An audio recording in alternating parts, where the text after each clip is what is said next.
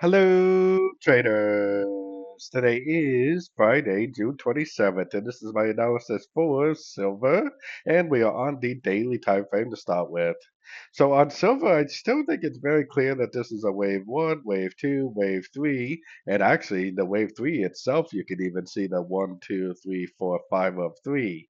Most likely we're in a wave four right now, which is likely going to end up looking something like this. Probably going to last around the same time that it took this wave two to play out, and probably at least a 38% pullback for the wave four before we get another push up for the wave five. So definitely still overall very bullish on silver, but I still think that we're in a wave four.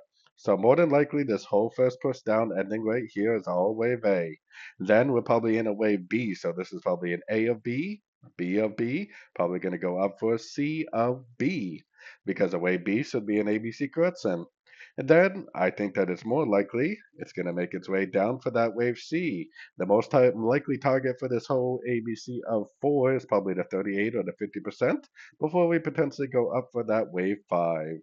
So taking it down to the 1 hour time frame. So 1 hour time frame, I got my Fibonacci retracement from here to here, but it seems more likely to me like this is a wave A and this is potentially like a one, two, three down for wave B, and potentially it's going to keep going up for the wave C. When it gets up near these highs, definitely keep an eye on a reversal to the downside for the end of a trend for the wave C of B. If you can identify the end of a trend for the wave C of B, then it definitely would make for a very nice sorting opportunity down to about the 38 or the 50% for the bigger wave C, like what I showed on the 4 hour and the daily time frame. Still all likely a wave 4 on the daily. So, anyways, don't forget to check out my free Discord channel, link down here in the corner. Take a look at my website, fxpipcollector.com. And as always, thank you for watching and happy trading.